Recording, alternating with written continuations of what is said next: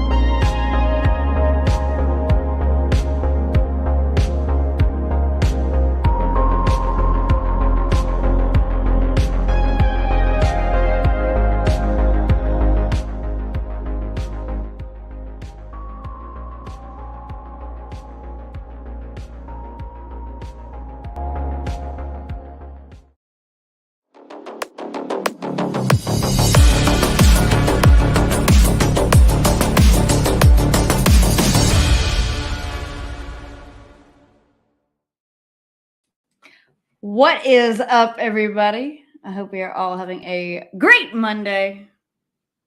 Classic Monday. Classic Monday. 7:30. Start time. Ready to rock, ready to roll. See, we got everybody in the chat. Let us know you can hear us, and we'll get started with the show.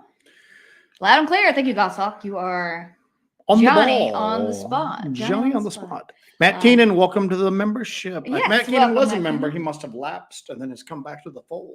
So. They can't stay away. Either that or he was incarcerated for a period of time and he was unable to. Can you watch YouTube in federal prison? You can do a lot of stuff in federal prison. I know you can do a lot of stuff in federal prison. Yeah. Can you watch like YouTube? What am I asking Yes. that? Look at our chat. Like half our people are probably incarcerated right now for various, I was about to say, you're about to find out. Yeah, exactly. You'll find out eventually. I'm sure. Anyway, thank you for the support there, Matt Keenan, my man. Yeah. Thank you, sir. Appreciate it. Stingray incarcerated, no comment. Anyway. He got that haircut. I guess his court date didn't go well. What were you calling Stingray? What, with the haircut? Oh, Count Hottie. Count Hottie instead of Count Yorga. Yeah. It didn't rhyme as well, but Count Trista Hottie. Myers goes, yes, you can watch YouTube. I think they pay for internet. Sure, you think they pay for internet, right, Trista? So you can put money in somebody's commissary for their internet bill. Trista's probably in freaking lockup right now. She's probably in solitary. Shanked a guard, man. So. Oh, goodness gracious. All right. Welcome to Hellbent Holler Live. We are so happy to have you here. This is our Monday show that we always do at 7:30 p.m. Eastern. It is kind of a casual hangout with all of our Hellbenders and viewers and everybody. And we kind of just, sometimes we come with things we want to talk about. Sometimes we come and just let loose a little bit. But it's always a good time. We have one of the best audiences and participators in the game. So it's great to have everybody here. We're going to go ahead. I'm going to knock out some of the housekeeping that we've got right now, and then we'll dive right into the show. We are going to be at the Tennessee Wildman and Cryptid Con on August the 10th. That is a Saturday, and that's going to be in McMinnville, Tennessee at the Milner Recreation Center. I hope that some of you can join us. Some of you don't want to join us. No, I'm kidding.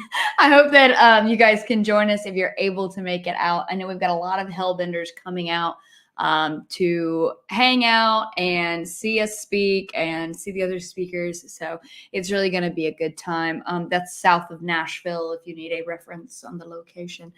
After that, in November, we're going to be at Cryptid Con in Lexington, Kentucky. We're really looking forward to that. That's going to be a huge event. They were kind enough to invite us and bring us out to that. So we are very thankful to the Cryptid Con folks for bringing us out to that as well. They invite us to these shows, like these conferences, not knowing what we're going to do. And then Curtis Whitaker was kind enough to give us $50 super Thank sticker. you, Curtis. Again, what do I always say when it's right off the bat? This show could suck. This show could be the worst show we've ever done. Curtis Whitaker could be sitting there going, holding his head in his hands, going, God, what have I done? Can I get my $50 back? I don't think no refunds, Curtis. No refunds. I don't think it'll be the worst show we've ever done. At least you didn't contribute to the one where we were talking about someone. It's early in the show, so he could watch it and actually see it. Somebody using the ladies he invites out on his Bigfoot hunts as skin suits. He still like comments and likes on our stuff. He's not seen that episode. He does not watch any of our episodes. So, Alan Howe, remember for 8 months. Has it been 8 months already? Yes, it has. Yes, it has. We launched our memberships back in October when we were in the LBL filming for the upcoming Small Town Monsters documentary that will be coming out this month because it is July. Is it July that it's coming out? So. Yeah, it's coming out this month. So I think they premiered it during Monster Fest this past weekend. I think they showed it there. So, if you guys went to Monster Fest, you get to see that. But that is coming out this month in July. It is... it's the latest major offer from Small Town Monsters, and yours truly are featured pretty heavily in it, I believe. And it's actually really cool. It makes the LBL scary again, which is something that is needed, I think. Yes. Cool. It made it cool again. Yeah. It just, because it's been feeling kind of just oversaturated and played out, and it's just kind of everybody goes there, and then it's everybody has a crazy experience, and there's just really ever anything to back it up, and then it kind of felt cool again. But real quick, I want to stop everybody. Go ahead. Suji wants everybody to wish her luck on her lottery scratch-off tickets. So it's all collectively right now. Just take a moment and just, praise not the right word, just positive mental energy for Suji to hit big. Is that what our remember the old Art Bell experiments when he would like manipulate the weather? Yeah. He would just go, all right, everybody, it's been really dry in Tucson, Arizona. Let's all just mentally invite rain in, and then they would get like a crazy thunderstorm. You know what I'm saying? I think it's great that one of our hellbenders who's remaining nameless right now is going to bring us moonshine at an event. Yes. And then one of our other hellbenders here, Suji, her prayer request is for scratch-off tickets. Tickets. So welcome to Helmet. And then we were wondering earlier if anybody's watching from prison. But it's if not now, maybe soon. So, Shirley Hoffman, love your videos from Queensland, Australia. We got a ton of like Australian people. The Aussies love us. The Aussies have an affinity for things that could kill them. So I think that's why they're really into they like watching us run around. On the members after show, after we premiered our latest video, I showed the footage of the great snake attack from the Uwari. So that was hopefully the closest I get to one of those kind of things. So that particular type of death. Yeah, even though, and we'll get into all this later, but we went out into a damn swamp we went into a swamp yesterday. So obviously we've not learned any lessons from the past few weeks. And we got eaten alive by like insects. So if you see us doing this. Oh, I'm currently scratching my ankle. I'm scratching my leg. We got we doused ourselves in bug spray, but it doesn't matter at this point. It's too damn hot. It's too. Kentucky Boy 22 said, you're correct, Jesse. I remember the first member live of the Halloween special in the LBL. Yes. That was our second time doing a Halloween special from the LBL, wasn't it? Mm-hmm. Yeah. So, yeah. And I just wanted to, hey, Curtis, seriously, thank you, Curtis. We jokingly talked about that. I'm not going to spend that on scratch-offs. Watch, that'll be the next week's show. An hour and a half of us just sitting here doing scratch-off tickets and then hitting Curtis Whitaker up for more money. My mom would always give us scratch-offs for like birthdays and like in like a little gift, Encouraging gambling with children. Yeah. Derek Connor, that Dogman vocal you guys recorded was pretty awesome. Chilling, but awesome. So we've had a bunch of people go, that's not a Dogman, that's a Bigfoot or whatever. We put that little audio clip out and asked people's opinion. And a lot of people were like, that doesn't sound like a Sasquatch call to me. It sounds more canine. Bestial. I don't know. Bestial. So, but that's why we went with that. And we were finding large canine tracks. What was the word of the day from the that video? Crepuscular. Crepuscular. I hope you guys are ready for the quiz at the end of the show. Crepuscular. It means that it's not diurnal or nocturnal. It's active at sunset and sun up. Somebody commented that they're like, we need to have like a word of the day in every video so we can all learn new words from Joe. Oh, Jesus. Cryptid Response is in. Hello. I messaged Cryptid Response after like the show 2 weeks ago going, we talked about your theory that things are kind of quiet right now. Oh God! Did you see this Martin Groves comment? Well, go on, and we'll do this in a minute. But he was just about the fact that things are quiet because the scouting is over, and I can't remember how he was the wars about to begin. You know? Yeah, it's like Suji was like, I hope they don't go door to door. Door, yeah, and I'm going, what the hell? All right, so and what is there? It's like a cryptid Passover or something. What did Martin have? Martin made a surprise. It's not good. Of course. All right, just lay it on me. What's he got?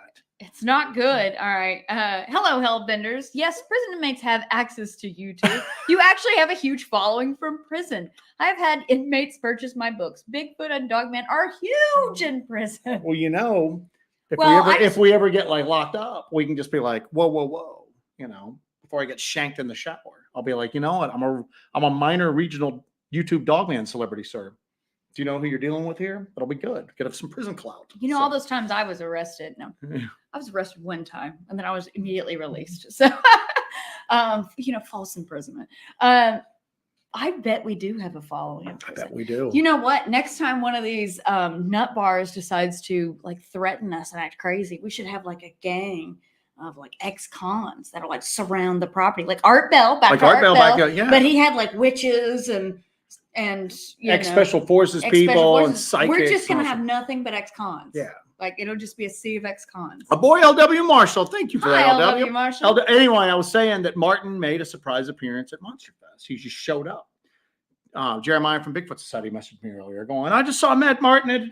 Did he walk in with like sunglasses and like a fur coat? I don't know. Yeah, I don't know, but he fling it off. He popped in there. LW went as well. So thanks y'all for being awesome. Thank you, buddy. We greatly appreciate that. Yeah, it looks like everybody had a good time. Have y'all ever studied the Devil's Stomping Ground? We have not been there. You are the second person in the last 2 days to ask us that. So that means we will now need to go there. Make a note. We always, whenever the universe points us in a direction, we go to it. We didn't go last time we were thinking about it, and this was like a couple of years ago, because we heard that it was kind of trashed nowadays, that like, you know, people were going there drinking and stuff like that, you know. To be fair, what is not trash these days? Yeah, what's not trash these days? I don't know, man. Have you ever been there? If you've got any like a personal connection to us, let us know. And thank you so much for that. Thank you. And with us doing more stuff, kind of, we'll go into this too, because this actually adds to this. So the Devil's Stomping Ground that we're referring to is in North Carolina. I don't know if that's the one you're specifically referring to, because sometimes there's different areas that have the same name and they're in different regions. You know, like, what was the one we did a while back that we were talking about, the Booger Hollow. And you had like 10 people in the chat saying, well, the Booger Hollow is near me in Oklahoma. No, it's near me in Missouri. It's near me in Uzbekistan, you know? Mm-hmm. So, you know, if you're talking about the one in North Carolina, that's the one we're kind of looking into. But we're actually, we've actually been talking the past couple of days. Joe and I decided to start talking again after he got mad at me last night. But we've been talking the past couple of days, and we are so excited about really digging into my home state of North Carolina and then our state of residence, South Carolina, a little more. We're really excited about really focusing on this region and all of the really crazy stuff that's going on in this particular region. I feel like those areas, North Carolina, South Carolina, a little bit of Georgia. I know a lot of people are doing stuff in North Georgia these days, but you know, a lot of that gets neglected and looked over. For a long time, there were no reported Bigfoot sightings in South Carolina, and that made absolutely no sense. Just like with the situation with the Dogman and the Bigfoot and the LBL, it's not like Bigfoot knows what a state line is and doesn't cross it. I think us doing our work in the area like the Dark Corner, we've really learned that people in this particular region, and I'm from this particular region, so I understand it because I know how my family is, you know, they're real ornery. And they're not the sort of people to call up the BFRO. They're not going to call the BFRO or go, let me go find a local Bigfoot research group and fill out the online report. Unless they're looking to take his catalytic converter or something like that. So yeah, so you got to get in. But when we started doing the South Carolina investigation videos, the floodgates opened up. We just all of a sudden started having people like left and right contact us. We were just in the Uwaris, and we've had a few people reach out since then going, hey, listen, I want to talk to you. We've got some stuff going on. Actually, we got Julie Wrench got in touch with us. She's done a lot of great audio work. I'm excited about up into the Uwaris. That connection. Yeah, and she reached out to us. We're going to try to hook up with her. We do a lot of audio stuff. She does some great audio stuff. So we're looking forward to it. So. Yeah, really looking forward to it. But I feel like a lot of those areas, they kind of get glossed over. And when you think about South Carolina and you're talking about cryptids, what's the only thing that comes up is the lizard man escape or swamp. But we've spent last couple of weekends since we've been home from North Carolina. Like I said, we were in the swamp for 2 days this week. A couple of different swamps, like just out looking at stuff. Mm-hmm. And when I say swamp, it's just parts of the state are just wet. Do you know what I'm saying? They're just wet. There's a lot of mud. There's a lot of bugs. There's a lot of standing water. But as you scratch your bug bites, man, we're like so eaten up. It's crazy. But we've got a lot of stuff happening in this general area that, a lot of times people will have research areas that are hours away, a long time away. We've got some areas that we want to try to hit, and we can really kind of get in there and hit them. And really hit them hard, really dig into them, and really, I want to bring you guys something new. Yeah. The Small Town Monsters doc on the Land Between the Lakes is coming out this month, and they've done a phenomenal job with it. I'm excited that they've made the LBL scary again. Yeah. But for us, I know that it's time to kind of move on from the LBL. And we discussed this when we got back from the Uwharrie National Forest. We were kind of talking about, God, the Uwharrie is so mysterious and so wild and just so foreboding. Yeah. And it's not on the radar a lot. It's not on the radar nowadays, and it never really got the treatment it deserved. Yeah. For how scary and intimidating and how varied the phenomenon is too. You've always just heard about Bigfoot in the Uwharrie, and it kind of is kind of a silly thing. And they have, merch and everything. They have a bar and grill that's a Bigfoot place. But there's so many other things. There's ancient stories there. There's real dark stuff going on there. So we're excited to dig into that and kind of really just kind of bring it back home in a way. Yeah. And really investigate these long forgotten regions and bring that to you guys. I know, like, I'm almost like done with LBL stuff at this point, We'll go back. We're going to sneak in. Nobody will know we're there until we're ready to leave.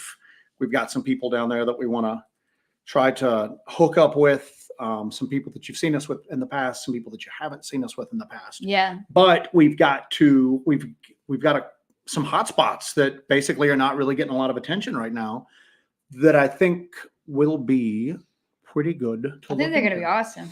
Spectator Bob said I'm going to spend the money on Buc-ee's. My mother sent me a Buc-ee's bikini. Good Lord. I'm so excited about the bikini. The bikini. Suji, my lottery winnings for Joe's future prison commissary. Put money on my books. So thank you for that, Suji. But not too much, or they'll take it from you. That's what they do. Paying off in honey buns. So that's what your nickname will be, honey bun. Yeah, that'll be my nickname. It's my nickname in college there. This is Penn. Found you guys from Small Town Monsters. Thank you so much. Welcome to the Monday night show. So what do we got? Did you have more? Oh, okay. I was going to go on. Shall I continue? Yeah, the Uwharrie is, and it's weird because the Uwharrie, there was a lot of focus on it for a while, and then it just seems like it just kind of died down. I know that a lot of the people that were looking into it up there, there was a lot of friction. There was a lot of like competition. There was a lot of sabotage, jealousy and sabotage. And I think that chased a lot of people off. We dealt with some of that the first time we were up there. And I don't think I really knew that was a factor. You know, I didn't really know that was a factor until we were up there and we tried to do a live stream. And we had people that like guy was trying us. to dox us and then call the cops on us. So we, I think that kind of stifled anything going on up there. And then now we're talking to people, our friend MK Ultra hiking that's up there, and just all these other people that have had experiences and are actually in that area 24/7. They live there, are looking to like, you know, kind of like share some of their experiences with us for us to look into. So I think it's gonna be pretty cool. So yeah. All right. What do we got here? So getting back to that, you know, we're excited about hitting the URIs. Of course, when we're not going to be running into rattlesnakes and confronting rattlesnakes out there. But what's going on? No, nothing. I'm just I thought you were going to read that. No. But you know, the places we went over the past 2 weeks has been pretty insane. And untouched at this point, as far as I know. I don't think anybody has ventured into these areas that we've been venturing into in the past few weeks, and looked into them like we're going to look into. Post you are, nobody has gone. I mean, when we say nobody's gone to those areas, like nobody has gone into those areas. And what initially, again, we're not going to give away, so I have to go over this too. Somebody was asking, where is Grove Lake? Where is Grove Lake? Grove Lake is a name that I gave this area, because I don't give away specific locations anymore for anything we do. Like if we're in the LBL, we're going to tell you we're in the LBL, you know, we're in the LBL, but we'll probably tell you after the fact, after we've gotten out of a location, because at this point, sometimes it gets a little dangerous for people to know where we are when we're doing this. We were making a joke before we were bouncing back and forth between, first off, Rob, thank you, Rob, staying a member with us, and then Stingray, hell has frozen over. He finally gave in. Can you go and he must have committed tax fraud. What's wrong? Can you go and delete all those videos exposing Stingray? Oh, geez, that are members only. Let them roll. So okay, but let them. Well, actually, yeah. So we were traveling from one swamp to the next, and we talked to a friend of ours, and they were telling us about all the craziness that was like going on, like, you know, in like the paranormal YouTube community and everything like that now. And because we're kind of cut off from a lot of that right now. We were actually joking earlier. Jesse was just going, we're the veterans of the YouTube Dogman wars. Yeah. So, I was like, we need to get one of those hats that say veteran. It said YouTube Dogman Wars. Start writing those fake letters. Remember a few years ago, people were writing fake letters from the Second Civil War. You know, My dearest Eleanor, I hope this letter finds you. Well, if it finds you at all, you know, the days grow dark. But yeah, so lots of craziness going on. So but we're insulated from all of that. Bill commented on John's YouTube channel. But and context was lost in text. We have to keep quiet about where we are in some of these places, because there's other than just run of the mill craziness, there's people that will go, oh my Lord, if I get rid of these people will watch my stuff instead. And that's a really weird way to look at it. Get rid of these people. Yeah, you know what I'm talking about. If I sabotage them, or, you know, I'm not talking about. I was like, how are they getting rid of us? I mean, maybe it's getting to that point. Who knows? So, Surviving Strange was talking about it. The fact that it's a weird level of unhinged. You got to laugh at it though. I mean, the only time that when like physical threats start like manifesting and they seem like a possibility, that's something you take seriously. But the rest of the time, you just laugh it off. I mean, it's the internet, man. You can't take it too seriously. So, all right, let's see what else we got. Oh,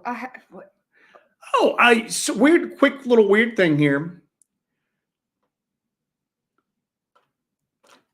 Yair said that's one of the drawbacks about living in Scotland. No honey bunnies. Do they have laws against? Because I don't think honey buns, they used to be so good, and I don't think they're really technically a food product anymore, just because of what they're made out of. They probably have laws. There ought to be a law. There's probably laws against the great European the composition of honey buns. All right, so let's see what else we got here. So part of one of the reasons we went to one of these kind of swampy areas and investigated it. So during my regular job, I was there and somebody came in and I told them what I do. And he's like, oh, well, you ought to go to blah, blah, blah. He goes, I go fishing down there all the time. And I was putting my boat in and I heard a weird yell. And then he took his boat to a cove and he started having rocks thrown at him from the woods nearby. So I was like, oh, that's fantastic. So this was like months and months ago. And we finally were like, hey, it's time we need to go scout out some new areas. Let's go check out this new stuff. So we went out there and it's just absolutely wild. We're like, how in the heck are we even going to get into these woods? But this place has all kinds of things that kind of check our boxes. Closed down forest roads, and there's no real explanation. There's some weird closed areas. There's a closed area. There's a closed area. So we're driving around all these like Forest Service roads, and we're kind of checking them out, pulling off, going into the woods, checking stuff out. We're really just getting a lay of the land, mapping out the area, figuring out what's where can we go to, how does this look, and kind of getting an idea of how this place is. And we got down to the end of one of these Forest Service roads, and there's a gate up there, and there's a sign that's just covered in brush and everything. So I get out, I jump out, and I pull the brush aside. And I should have taken a picture of the sign, but I'll tell you why I didn't in a second. I pulled the brush aside, and what did the sign say? This area is restricted and closed by the U.S. Forest Service. And then had the law that you would be breaking, and you were caught past this gate, and that you needed to leave the area immediately, and that if you had any questions to leave and then contact a forest ranger, a forest service ranger. But it just said a forest ranger. We're just going, call information, please direct me to a forest ranger. So it was I have a question about Random Road. So it was weird because it's like there's no power going out there that we can tell. We saw one box that might be underground, but there is we looked on Google Maps. There's nothing like in the satellite view out there. It's just kind of an isolated peninsula out there because there's a body of water over there, but it's kind of an isolated peninsula and it's completely shut off. And we were like, well, let's go check this out. So I was going to go see if the gate was actually locked because the gate was closed. I went to go check and see if the gate was locked. And on top of the gate, and I hope that we have some bug people here. I know that we've got a bug guy somewhere. Goshawk will chime in and just go, well, actually. Goshawk refers to the bug guy. But I went to go open the gate, and lined up right on top of the gate were red wasps. They were red paper wasps, but it was like 30 of them lined up, just like, and I got this far away from them. And I got there and I was about to try to see if the gate was locked. And they're all lined up right on top, just looking at me. And I've been pushing my luck pretty bad lately, especially with the rattlesnake situation. So I just screamed. Joe's standing there just watching me. I screamed and like high-kneed it out of there and ran around the truck and was like, we're getting out of here. We're getting out of here. So we'll try to maybe sneak into there. Not that Jared, my favorite South Carolina legend, the ghost town of Goshen Hill. Great ghost story. I've done a few daylight recons. Next vacay, I want to do a night investigation. Our buddy Steven, who we call Death Wish, and he's got a YouTube channel that we will link. I don't know if he put the video up, but he actually contacted me. He's in the same area, and he does a lot of caving stuff. Yeah. He's a lunatic. That's why we call him Death Wish, because he does a lot of like solo caving and everything, just looking for weirdness. He went out and looked for the ghost dog of Goshen and saw some like crazy huge dogs out there. And he was just like, I don't know if it didn't look like a ghost dog, but he's like saw a big dog. I don't think he ever put that video up, or I don't even know if he was filming. Ghost Dog is a highly underrated movie. The Ghost Dog is an awesome movie. But he, well, I'd write that down. Ghost Dog of Goshen would be a really good idea. Yeah, that's great. We'll have to we'll have to like credit not that Jared on it if we decide to do that. So, but we've already copyrighted this, just so you all know, you thieves. That's our grift. All right, so everybody's just talking about honey buns, man. What the heck? Who wouldn't? But anyway, we've got some pretty cool areas that the weather's not cooperating with us right now, obviously.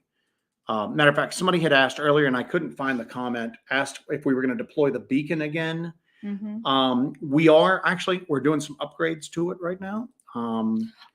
We found an area where we found if you guys remember, look, I remember what I was going to talk about. You can talk about your beacon. I'm not gonna we're doing some upgrades to it, and also though it was raining pretty much every time we were out as well, and that's something that's not particularly weatherproof. So we've actually got an idea of some stuff we're going to do soon. We like doing the just busting through the brush, looking for stuff, see if we stir anything up in these areas where we have reports, see if we get any activity. But we also like doing like the stationary experimental type stuff, where we run lots of instrumentation and we try different things to see if we stir something up or we record something that's anomalous. But we've got something that we're going to kind of blend those together on, and the beacon is going to come out on that. I don't know if we'll have the upgrades done by then, but God, what day was it? Was it Saturday? If you remember, you got a notification that we were trying to go live. Oh yeah, we were trying to go live from an old cemetery from the 1700s. An old creepy cemetery in the middle of the woods that had some above ground tombs on it, similar to what's in New Orleans because the groundwater's so high. But one of them was like broken open, and there was nobody there, and there was a hole near the upper end of the tomb that looked like something had clawed. It was the craziest thing ever. It was creepy. I got pictures of it. So, but we tried to go live for that. We tried to like go live for our members for that because I was like, oh my God, we got to go this. But we actually went live for a few minutes, and then we look at it and it wasn't working at all, and it wasn't even on the page. So I don't know.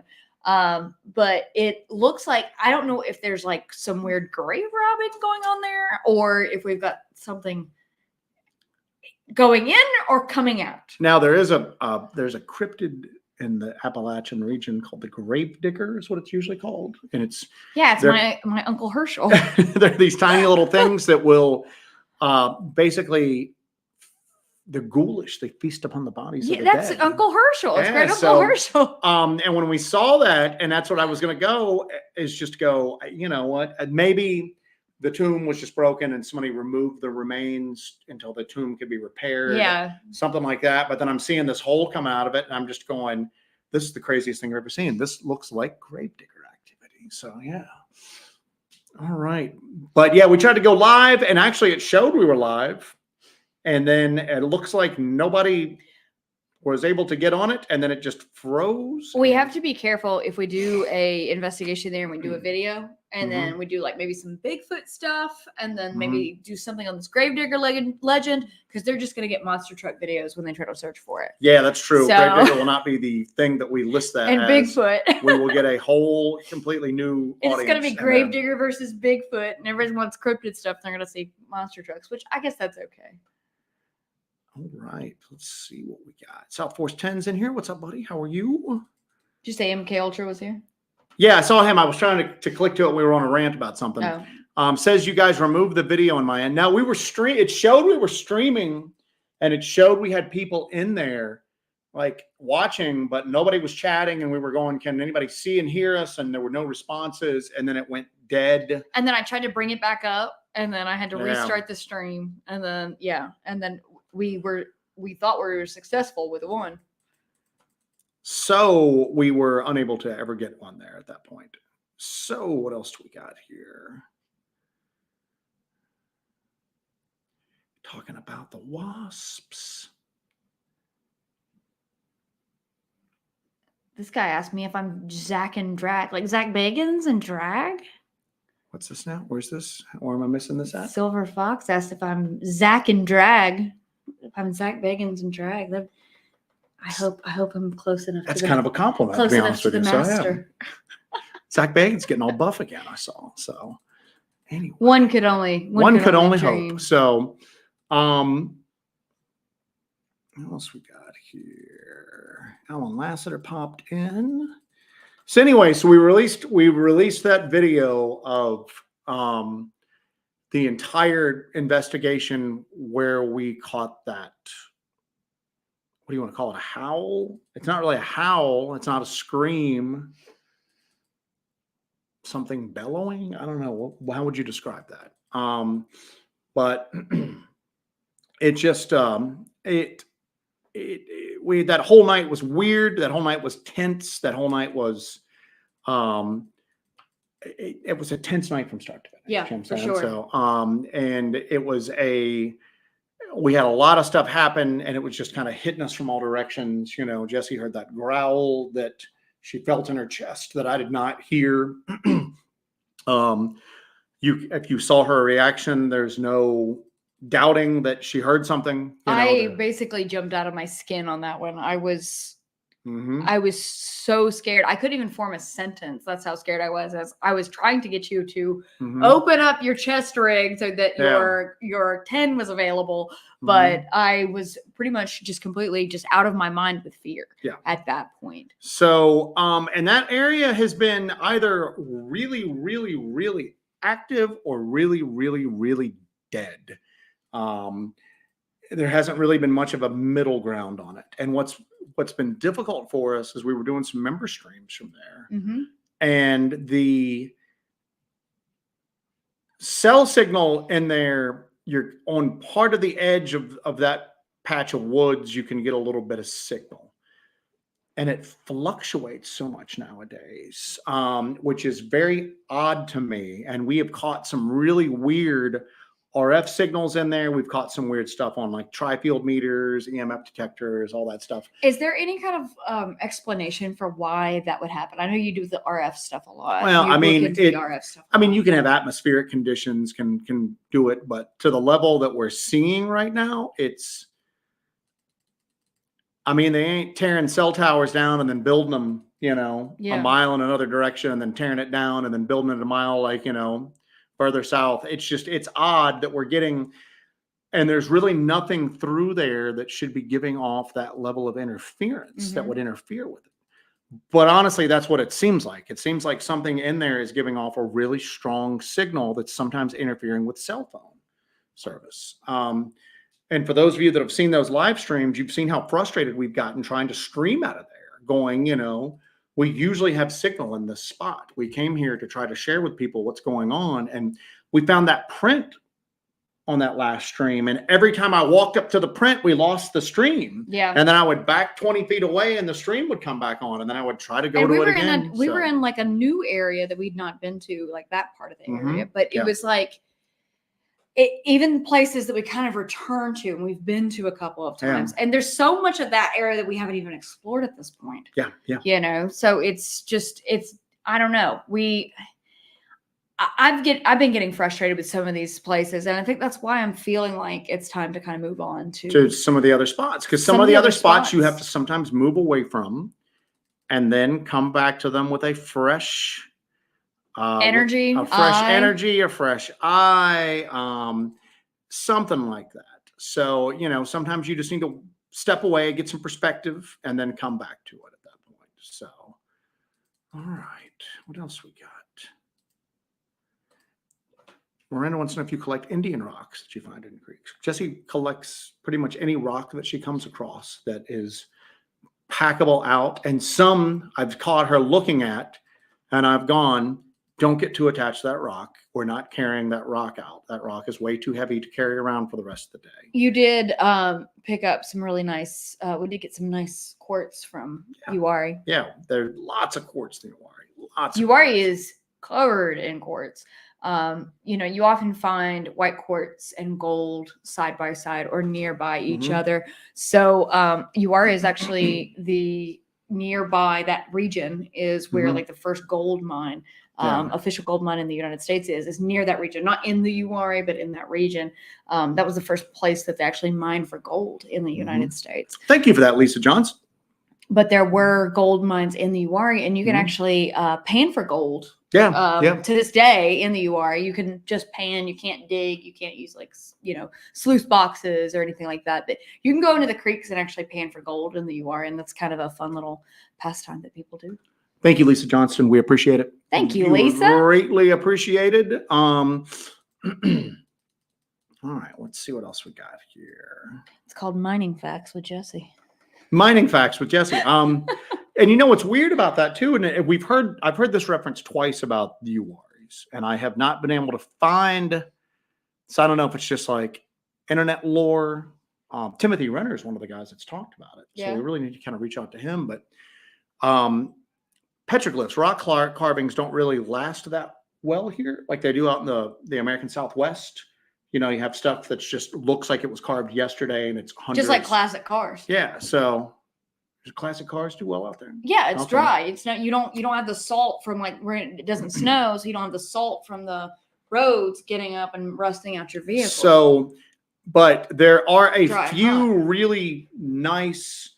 Generally, when they do find petroglyphs here, a lot of effort is made to like preserve them. There's one place near here that they just built a whole like building over it when they found it, just to kind of preserve it from the elements. Oh yeah, Haygood Mill Historical Site. Yeah. But there is talk that a couple of petroglyphs have been found in the UR area that depict dog-headed people up there, and obviously at the site whose name I can never remember. Town Creek Indian Mounds. Town Creek Indian Mounds. They have some recreations of Native American artwork, and they have a dog-headed creature in that as well. So if you ever go to Town Creek Indian Mound, it's out of the way. There's nothing else near it. I think there's like a carpet factory within, or there was a shoe factory within a distance, but. If you go to Town Creek Indian Mound, that's near URI, they have this beautiful mound there, but they have, all kinds of recreations of huts and living quarters. There's a ceremonial hut on top of the actual mound itself, on top of the actual Indian mound. And if you go inside the ceremonial hut, the first thing you see when you walk through the door is a depiction of a dog-headed man. And I didn't even know that was there. I don't. What is it called? It's called the Town Creek Indian Mound. And I didn't even, did we know that was there? Or I know anytime we're out and about, I want to go to the mound. MK, take me to the mound. Remember MK had put that up. Yes. And we didn't know exactly what it was. And it has a palisade fence all the way around it. I got it right here. Hold there on. It is. It's a deer man and a dog man. Fighting, it looks like. Yes. So. But that's a really cool site. The mound is like very nice and like preserved, but what's cool about that site is it's had the same head of archaeology kind of doing the study on it for decades at this point. Instead of somebody switching in and out, the Town Creek Indian Mound has actually been like consistently studied by the same group of people over a long period of time. Shall I? Yeah, go ahead. There it is. Yeah.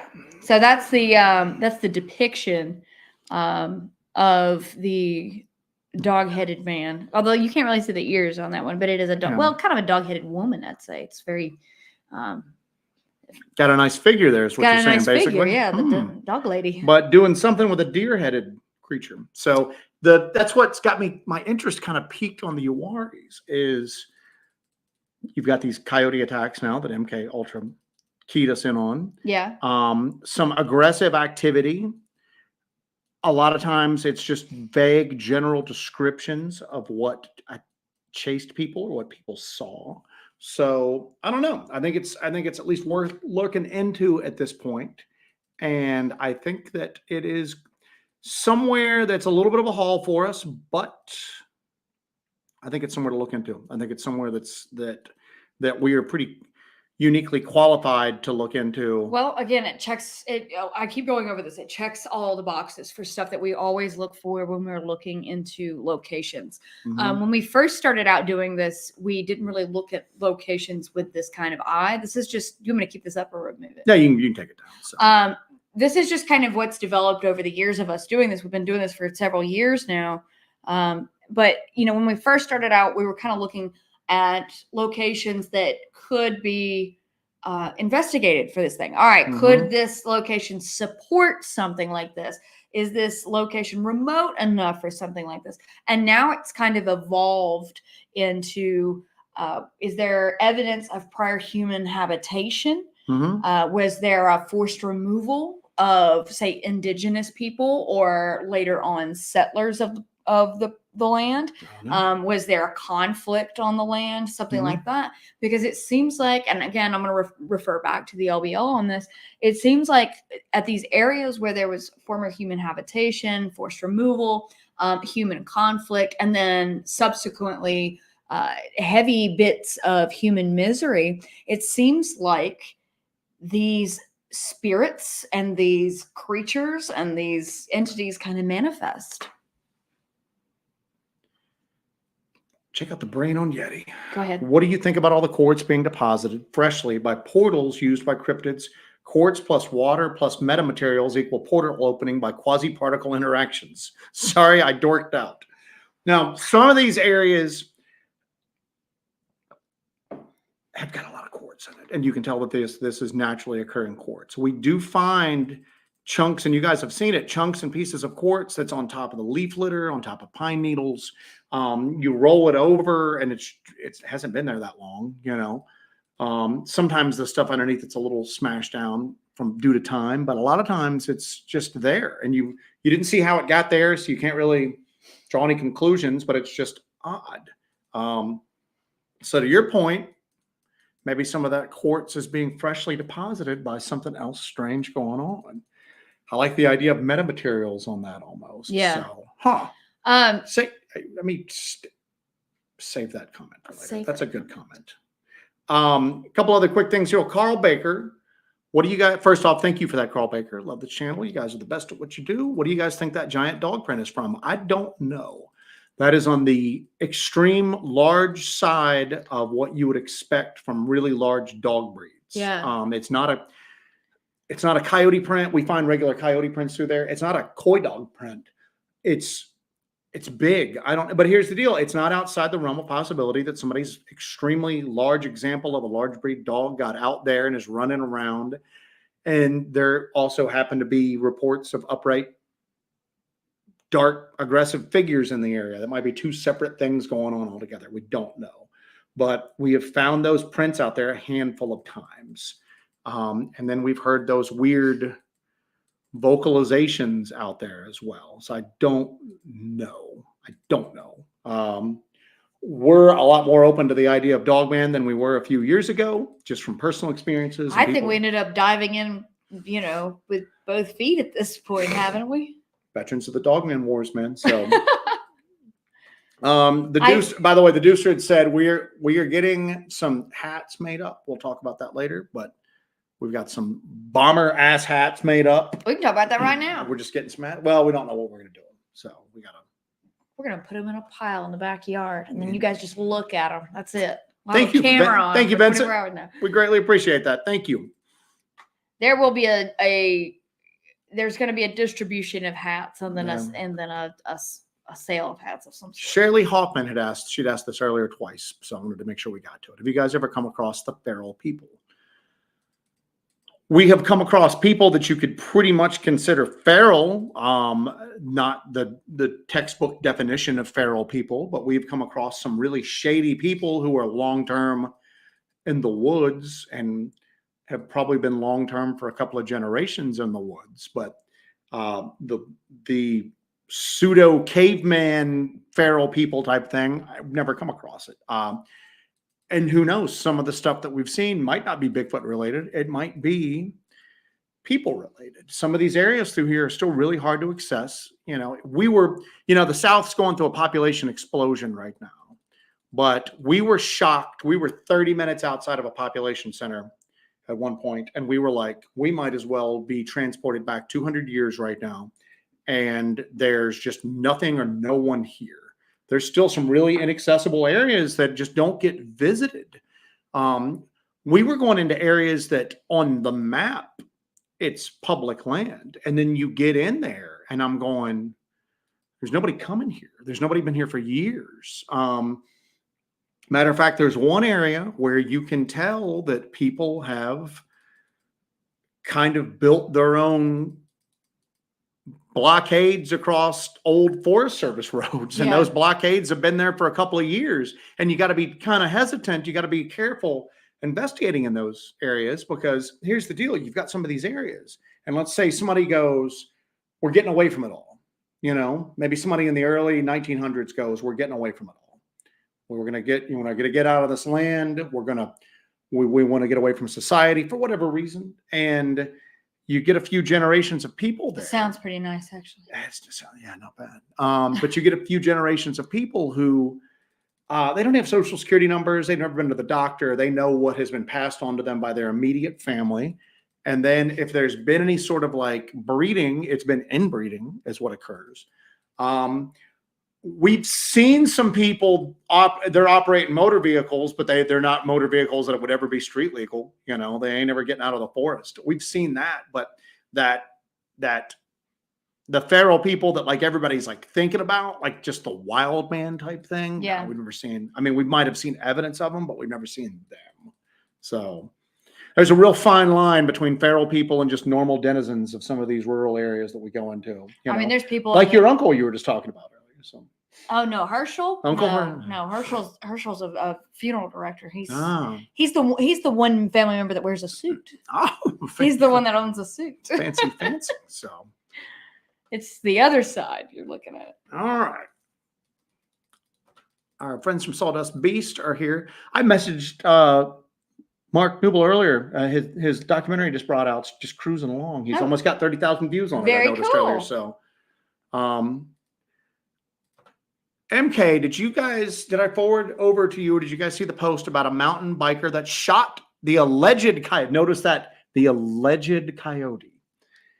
No. MK, no. Our buddy, I did not see this. Our buddy MK is an ultralight hiker. His initials are MK Ultra. There you go.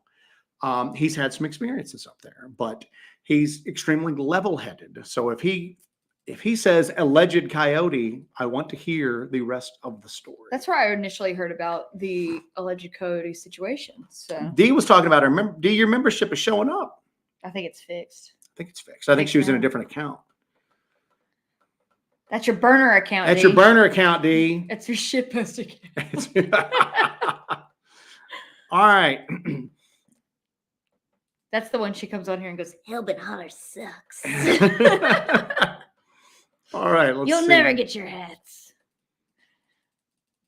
All right. Suji said that print was bigger than my German Shepherds and she's a moose. There are really big dog breeds. You would think that. I had a Great Dane years ago, and that print was bigger than. Yeah, I mean, but at the same token, we didn't see what made the print, so you can't. We've caught weird vocalizations there. We've had some weird stuff happen. We caught those. We have found big canine prints and those small human footprints. I'm going to say human because they look human-esque. They look like the White Sands prints out there. Side by side, we found them. What that means, I don't know. Is there like a Lost Boys situation? They're running around with like big mutant dogs out there? That actually sounds pretty awesome. I always go Lord of the Flies direction. Yeah. You're too whimsical with the Lost Boys. Lost Boys, more Lord of the Flies. So unless we get the Lost Boys, like there's a vampire cult out there with giant dogs. That'd be kind of cool. Damn. All right. Shade Viking, thank you, sir. Shade Viking, thank you. Salutations. Much obliged. Much obliged. All right. Now you're putting on the Southern. Where the sploot? Given all the investigations done so far, do you think the energy and activity levels are significantly higher on the equinox or the solstices? Yes. Yeah. There's something, and if you guys saw when I had an opportunity to speak with Heather Mosier from Small Town Monsters, she's a folklorist. She's somebody that's very much into folklore like I am. And there is something to be said about these days that are culturally charged, that have cultural significance across multiple cultures. The equinox, the solstice, Walpurgis Nacht and May Day. There's one particular day of significance or days of significance that we're actually looking into right now. I don't want to go too deeply into it because somebody will do a YouTube video on it next week going, oh, look at what I have. So, but I always go back to this, that what I used to think of as like mythology and folklore, and what a lot of people thought of as mythology and folklore. It's not fake. It's just the record of what our ancestors experienced when they experienced these phenomena. And a lot of superstition is like the roadmap that they left for us on how to deal with this stuff. Yeah. There's a lot of truth in a lot of this stuff. I will say this: the only thing that's kind of thrown us for a loop so far is we have had more activity on the night of a brand new moon, zero moon at all, than a full moon. Would you agree with that? Yes. Certain areas. Yeah, it seems like we don't get a lot. Well, you know what though? I remember we need to look at the date in which we recorded the video we just put out, because I remember you there was one part, it's not in the video, but the lens keeps having like trouble, and you put it down and you're like wiping it. And I remember seeing this when I was editing. You're wiping the lens, and the moon is huge, like right above it. So we'll have to look and see what the moon phase was, but it looked like it was almost a full moon that night that happened. But it seems like we try to go out on full moons, and a lot of stuff just doesn't. But then you go on a new moon, and it's a mixed bag. But I will say that consistently speaking, we've consistently had weirder stuff on nights with like no moon at all. Yeah. For some reason. And that kind of caught me by surprise. But for right now, on the limited data set we have, that seems to be the case. Carl Baker, I do remember the videos about your bamboo stuff. He has not had any sign of them this year, and he's puzzled. They've been around for years. Just like we were talking about with cryptid response. Some of these areas seem very quiet. Is it disturbingly quiet? The Grove has been quieter than it was for a while. It has been, we've had weird like signal disruption out there, but last couple times we've been there's not really much happening. We're getting some weird reports, but compared to what we were experiencing, it doesn't seem like it's there. It seems like it's dormant for whatever reason. So you're not alone, Carl. It seems like there's like a calm right now, whether it's like a calm before the storm or it's just a calm. A die off, we're not sure. Yeah. So. Thank you, Two Shadows, for that. We really thank you, Two Shadows. That, my man. My man. So.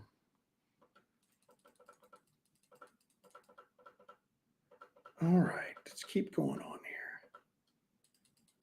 People talking dogs. Speaking of which, Alan Collins asked if y'all ever thought about taking a dog out with you. We have. The only problem is there are a lot of areas we can't take a dog into, and we both work regular jobs, and then anytime we have like a block of free time, we are out in the woods. So that being home with the dog a lot, we could take it sometimes, but the rest of the time we couldn't. So we're not quite sure that'd be fair to a dog. So I would also be concerned about taking a dog out there. Yeah, the dog could hear more, but would having that presence of a canine protector kind of cut down on anything we may experience? Like, would that kind of cause whatever we're encountering to be like at bay, Yeah. Yeah, we've got coy dogs around here, and they're sizable, but they're still not that big. I mean, if they were coy dogs, what are the coyotes like mating with? Like Great Danes. I mean, even then you would expect it. You don't really see what's called hybrid vigor with like canine species like that. That's where you get like ligers, from.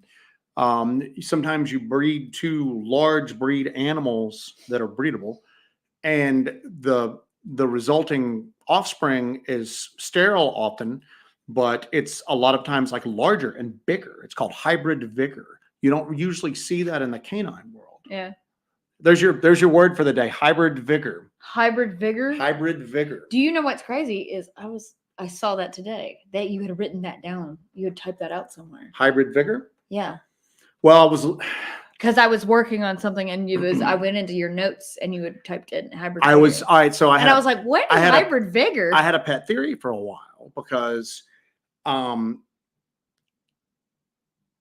stereotypically the stories that you hear of Sasquatch in the South is that they're smaller and meaner, and then there's a weird element that goes along with them.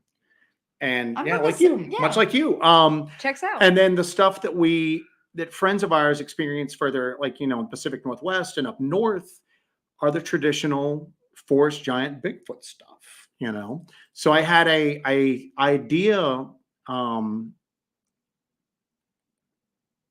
it seems longer ago, but if you saw the note, it had to be within the past year. But I had an idea going, well, you know, you hear about there's different types of Sasquatch sometimes. And I'm going, would there be like a like a liminal zone between possibly two different species that were different but somewhat closely related? Mm-hmm. Could there be any sort of inbreeding? Are we going to see like a third separate thing kind of start up along the edges where and what abilities might it have? The hybrid vigor? So that's why, but I never really pursued it because I just, like everything else, I went on. That's weird that you brought that up, because I think it was a thing that I was going through some notes from like a while back. It's so weird because I looked at that and I was like, what the heck is hybrid vigor? Hybrid vigor. I meant to call you about that. Oh, Nutslap said that the dog would eat all of Jesse's disgusting food. And so Jubba Jam had mentioned this, talking about the small prints. Maybe they were on a boat and they pulled over so the dog could pee and the kid hopped out with them. We thought about that. The prints were still extremely fresh. You would see where a boat pulled to. Mm-hmm. So you would see the disturbance in the sand where the boat came on shore, and then you would see the prints get out of the boat, go to where they're going, get back on the boat, and then leave. That's not what we saw. The prints just seemed to go down the beach, you know, the shoreline, and then they linked up with these large prints, and then they just kind of disappeared. There was no sign of a boat. There's no, just going through my head, I'm going, all right, so there's like barefoot 5-year-olds with a large dog out here just roaming the shoreline barefoot. And it wasn't like below freezing, but it was pretty freaking cold. That water was cold. You know what I'm saying? That water was cold. And somebody pointed out that on one of those prints, there was kind of a pointed toe. That one toe, the one toe on one set of prints was elongated. And if you look again at the white sands prints, you're going to see one that has kind of an elongated, and it's weird. I don't know. It's just weird. I don't know. World's a weird place. Michael Chan said the big toe is very pointed. That's what I noticed too. I was like, that's the first thing that popped out to me on that one. I don't know. I'm kind of having a moment here where I'm thinking back and I'm like, this is a lot of weird stuff that has occurred. And that yell, I think, was one of the scariest things we ever heard. Part of it is that we get a weird kind of, we get jaded to some stuff. You know what I'm saying? We do get jaded to some stuff. Especially with like prints. Remember those prints we found in the red clay on that old forest road in North Georgia?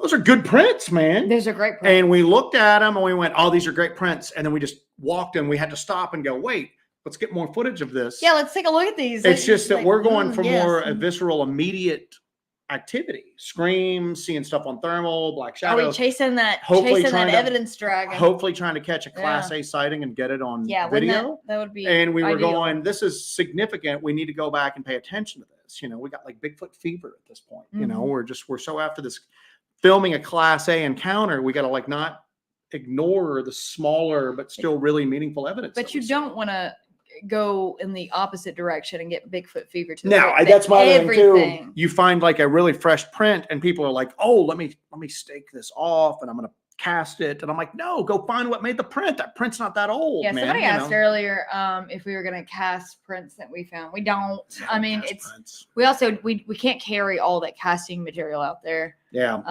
And then especially in the summer right now, we have to conserve our water. Yeah. That was a big issue in the Iwari is we ran out of water. Yeah. Because it was so dry and it was so hot and we were chugging water so bad, but we got to a point we expected to have creek crossings and all the creeks were dry. So, so we've got to carry everything on our back, man. We have to have food, water filtration in the summer, first aid, flashlights, batteries, cameras, batteries, thermals, battery chargers, just all of the stuff that we carry. And and then we've got to have like, and again, I hate to get blasé about print casting because I know people really enjoy that, but there are probably thousands of good cast prints at this point. If not, Yeah. there's several hundred, and they haven't really done anything as far as moving the needle at this point. So if somebody's really after that and they enjoy doing that, I highly encourage you to do it. We're after trying to get photographic and audio evidence of it. And the goal is to try to get instead of it just being this 5-second clip you see on, the TikTok, you have literally what's before it, what happened during it, what's after it, trying to capture this on film. Yeah. Trying to capture it on film. The eternal pursuit. Yeah. All right. Let's see what else we got. Yeah, and so a lot of people are using 3D scanning devices and stuff like that. These are, a lot of this is apps. It's not it's not like a mini LiDAR system or something. No. And like a lot of them, we tried 3 of them, and they just never really worked that much. So, talking about needing camelbacks, she carries a camelback sometimes. I'll carry Nalgene bottles. The bottles are easier because we got to filter a bunch of water to like mess with and keep them going. All right. That, not to mention, I have punctured a few water bladders with equipment in the past. That was an ongoing thing where I would go out and I'd go, why is my back wet? Oh, the spectrum analyzer corner has like rubbed a hole in the water bladder, and now I have no water, and now the rest of my equipment is wet. So we have a knife check request. A lot of people are saying that a lot of people cast prints, and that's great. We cast a 4-toed print. We found that time just because it was so unique. That was very early on. Yeah, it was very early on, but a lot of times it was a terrible casting job. We are usually miles and miles on foot from our vehicle, so we would have to have plaster of some sort with us, which is weight. We'd have to use some of our water, and then we'd have to collect it and then transport it back in one piece. Wait for it to set up. So it just, at this point, it's for the people that do it, that's great. And if we ever found one, like a good one, like close to the road or something, we would do it. But just for what we're doing, it's just not feasible. Roadside casting. What you got there, Joe? I'm carrying a cold steel tie light clip-on. I think I've had this on the show before, but it's just so freaking cool. I need to make a graphic when we do these that pops up and goes, knife check. So I'd love this damn thing. So what do you got, Jesse? Jesse has this was my birthday knife this year. Joe and I get knives on our birthday every year. I think we're about down to just doing knives on birthdays now. We don't really buy knives that often. It's equipment for Christmas. Yeah. And but birthdays we get knives. But I got this on the secondhand market actually. We saw this at a local shop and I had to have it. But this is a Auto. It's a Heretic Knives Manticore, and I think I've showed it on here too. But it's got carbon fiber, purple and black carbon fiber on the side. It's got a nice little Bowie blade there, serrations, but it's an auto. So illegal where we live at, though. Yeah. Can't take it to the UR. Can't take it to the UR. South North Carolina, just right across the border, whole different world. This is a good question. If you stumbled across one of those giant Bigfoot turds, would you try to bring that back? If Jesse didn't step in it. Yeah, I'm stepping on it. That's what's going to happen. If she somehow broke tradition and didn't step in it, and it was like as big as the one that we saw in the museum, I'd be struggling. We'd be struggling to carry it. But put one into my shoulder. You know what I'm thinking now as we're sitting here talking about this? We need a turd bag. We need a turd collection kit. We have a hair collection kit. TCU, turd collection unit. Oh, damn. That's pretty slick. Man, we could sell those. You know how some people like sell the little bats? The Bigfoot people and the buckets and stuff like that? We could sell the TCU by Helbin. That's the only thing we sell that's a piece of field equipment. What else do you need? That's all you need, for God's sakes, man. We'll be wearing the fur coats. We could have it in different colors. But yeah, the TCU by Helbin Hall, the turd collection unit. And I don't even know. So what would you need? Like spatulas to like pick it up and not break it? A small crane would be nice. Maybe something like to spray it to like solidify it. Oh, seal it up. Yeah. Some shellac. We could shellac the freeze it maybe. Shellac the turd. Use that stuff they spray on the safes and the movies. You don't want to freeze it. No, we're not going to introduce. No. You want a frozen turd? You just want to keep its structural integrity. Yeah, I think we need to shellac the turd. The TCU by Hellbent Holler. Coming soon. Coming soon from Hellbent Holler Industries. My God, if I turn on YouTube just randomly in a few weeks and I see somebody going, "This is our turd collection unit," I'm just gonna get in the car and track them down. I'm just gonna go. It's gonna be it. They will be sending me commissary money. I will have committed. Hello, I will have committed turd. What is the word I'm looking for? Not turd-centric homicide. Turticide. Turticide. Michael Tavar, boy, Michael, how are you? Thanks, Jesse and Joe, for some fireworks to scare Bigfoot on the 4th of July. Thank you, my friend. So we were expecting. We knew that we would have some trouble over this past weekend, kind of going out and going somewhere that is anywhere adjacent or near any kind of like forests, national forest, or anything, because of the 4th of July holiday. What's crazy is where we went. What did we see? Nobody. In our new little spots. So we're like, nobody. Because that's the point. We're like, you want to go and scout these areas beforehand. That's why we did that initial URI trip last year. Is you've got to go out to these areas and scout it. Is there a human presence there? If there's a heavy human presence there, you have more possibility for contamination of your evidence. All right, we got a couple comments we got to hit here. The snake looked longer than 5 feet. We first thought it was 4 feet until we got to where it was, and then we go, snake's bigger than that. Snake's like over 5 feet. That was a monster snake. I shudder when I think about that snake right now. So 7 systems. If you had a shofar, would you blow it? Yes, we've got a shofar thanks to the wonderful Suji, and I am practicing blowing it. It's not as easy. And actually, Stingray gave me some hints on it, and he just said turd toter. So there you go. The turd toter 3000. That's a turd twofer.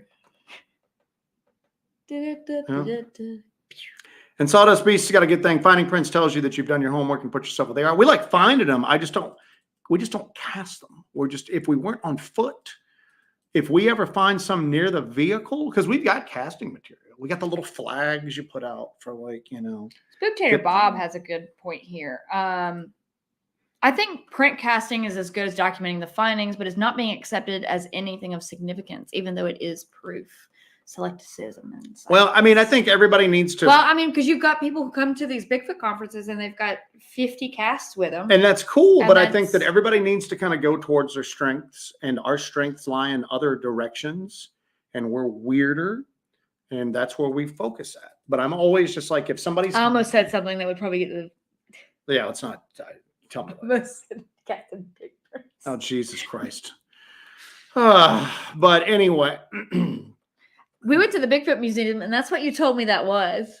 Yes. So, but I mean, for people that, like I said, for people that are able to cast them and do them, that's great. Yeah. We'll probably cast something again someday, but it's just. All the power to you. We got too much stuff on our backs, man. Not our bag. Surviving the Strange said just to say we're not in defeat. Have you guys ever experimented with a laser pointer in the woods? Yes, we have. We've experimented with a laser. The idea was to try to introduce unique light phenomena in the woods to see if we could try to get unique light phenomena, to see if we could try to stimulate weird lights in the woods. Yeah. I don't know if we've been successful yet. You have to be real careful shooting that. We used it at Brown Mountain a little bit to see if we could replicate the Brown Mountain lights, but you have to be real careful where you shoot that at. I don't want to go to federal prison. Mm-hmm. All right. I'm getting down to all the turd talk, and there's a lot. That's all there is here right now. There's a lot of turd talk. Well, thank you for coming to my turd talk. Thank you, Alan. We appreciate that.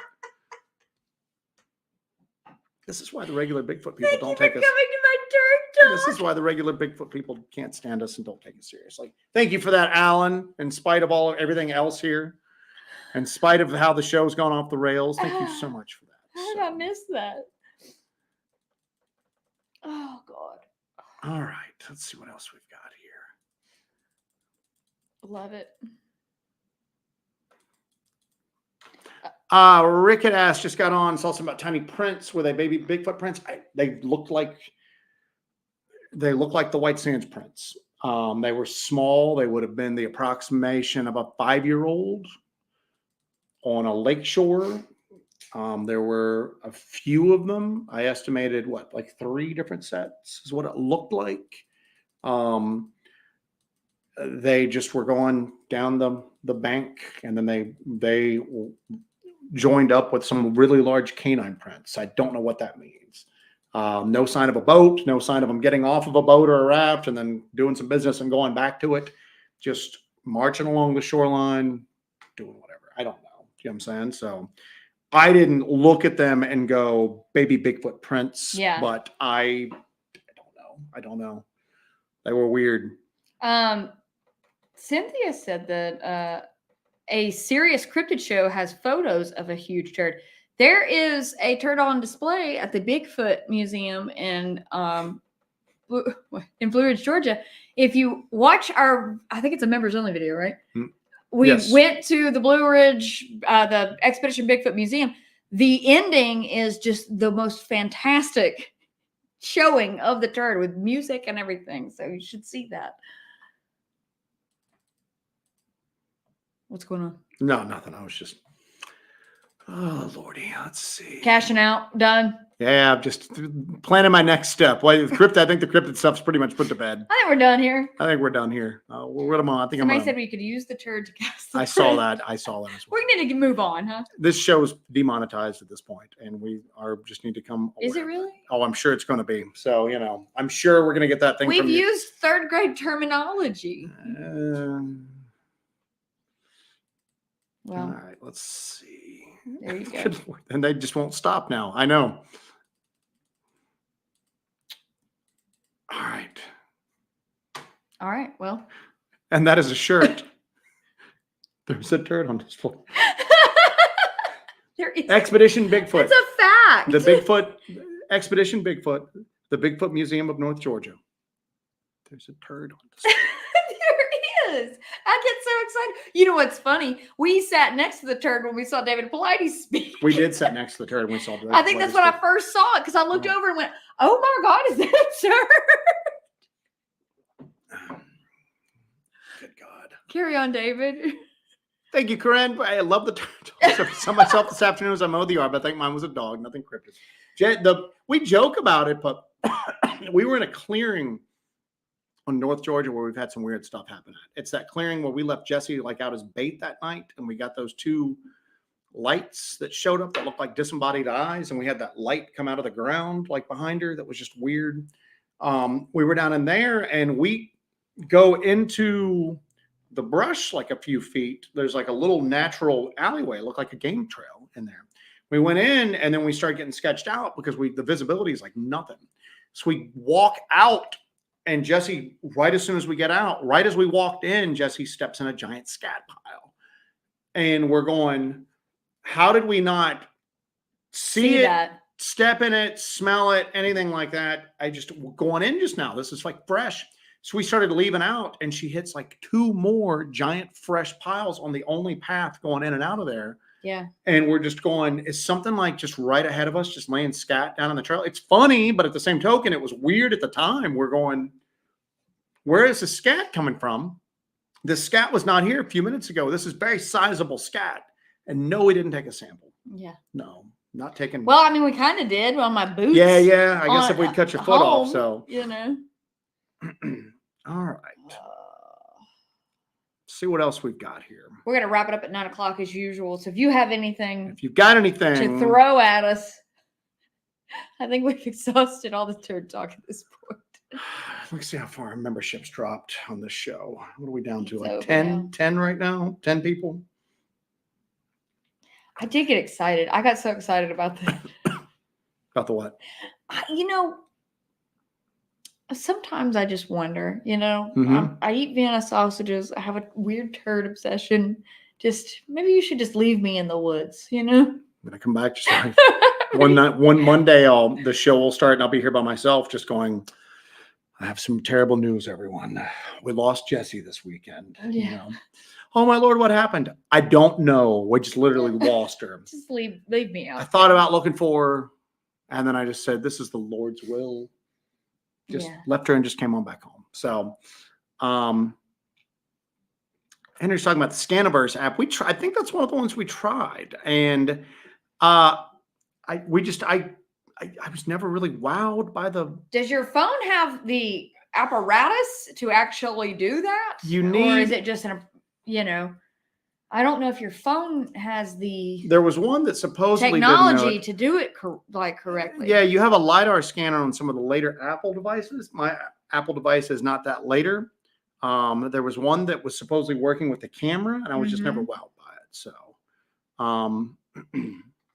yes, I let Jessie return to her natural habitat, everyone. She's living on a farm now, and it's beautiful, and it's sunny, and she just runs free through the green grass. Anyway. All right, guys, we're wrapping up here in a few minutes. Yeah, we are. If you've got anything. Get some dinner and get back to work. If you've got, Lady Wolf wanted to know what happened to her spirit animal that we saw. Go on. She wants to know what happened with the spirit animal that we saw. Go on. That's you. I don't know what happened with it. I don't know. We were talking to Lady Wolf and we had her on the speaker. We're driving. We're in and Jessie goes, the backwoods of Georgia. Jessie goes, "What's that?" And I go, "What's that where?" And she goes, "I saw something big and blonde." And we're on a straightaway. On a straightaway. And it's ahead. And it's woods on both sides. And there's one area that's been kind of clear cut.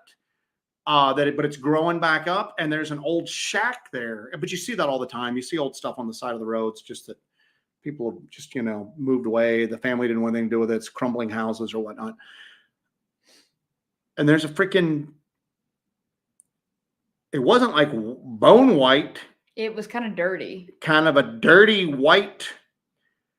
Well, we had some red because Georgia, South Carolina is red clay mud. I thought it was like a sheep at first.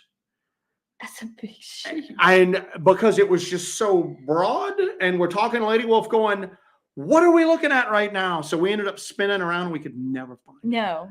So I don't know what it was like crossing the road, but it was on 4 legs. Yeah, it was on 4 legs. It went on 2 legs. I'm not even saying it was anything weird, but we were just going, we're talking to Lady Wolf, and we see this giant 4-legged thing. It wasn't a deer. We just start screaming. It looked like a big, dirty, really light wolf from we only saw it from like the back and like a little bit to the side, and then we couldn't find it again. But it was I don't know.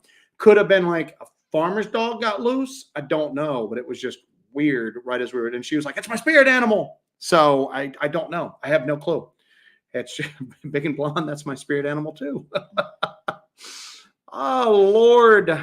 Everybody's working through the ins and outs of the turd transport now. The turd. What do we call it? The TCU, the turd collection unit. Turd collection unit. Yeah. Got to wheel it in. It's on wheels? It's got wheels. Yeah, it's got wheels. Damn, all it's right. a unit. It's an absolute unit. Little mechanical arm. That's like in Hunter Goes, really small footprints out in the middle of nowhere. Seriously creepy. Even baby Bigfoot would leave bigger prints than that. These were tiny, tiny, tiny little prints. Tiny prints. Yeah. Very small prints. And lots of them. Yeah.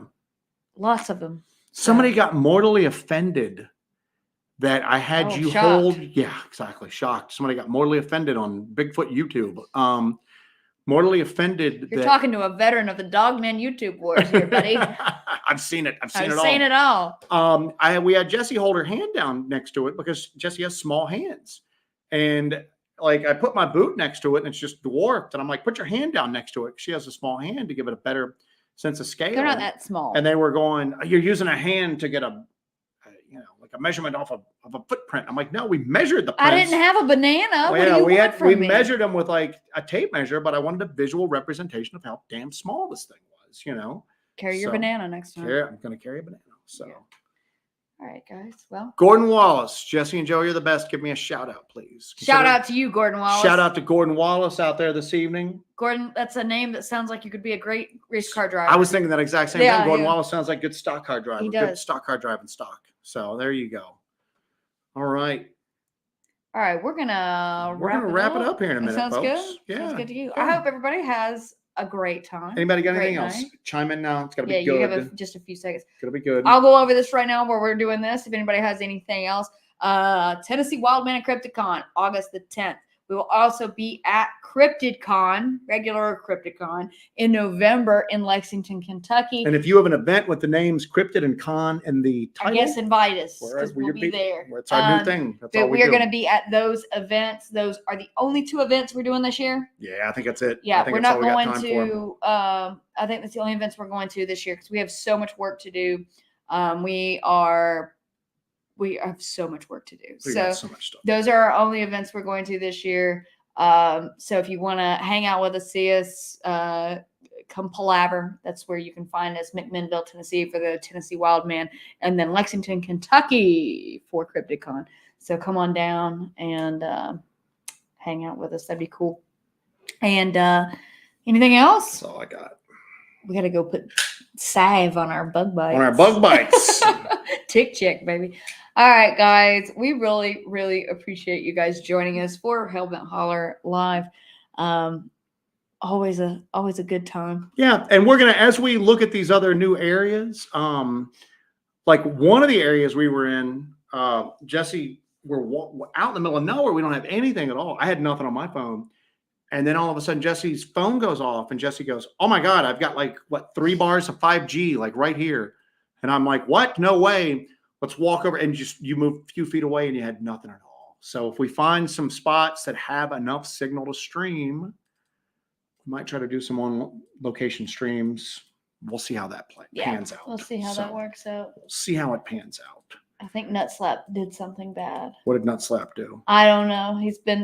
He's being chastised. All right. We'll see. We'll see what he did. He's so... Michael Russell, thank you for that. Coming in the clinch there, sir. Appreciate you, sir. All right, so I see people yelling at him, but I don't see what he did. One of the women descended upon him.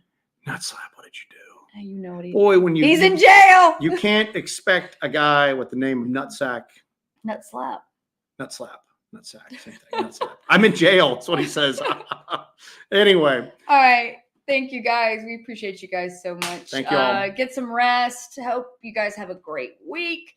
We'll keep you updated on everything. We're going to try to get caught up on emails this week. Yeah. Maybe it might happen. It might not. But we're going to give it a shot. So if you've emailed us, don't give up hope.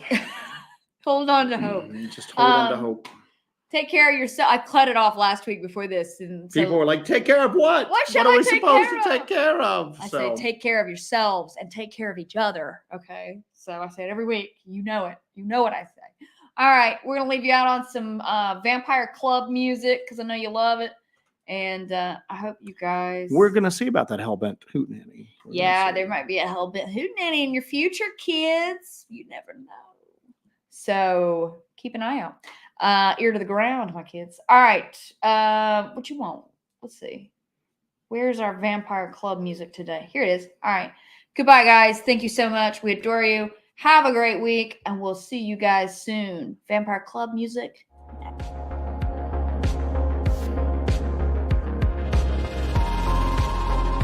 Not very good.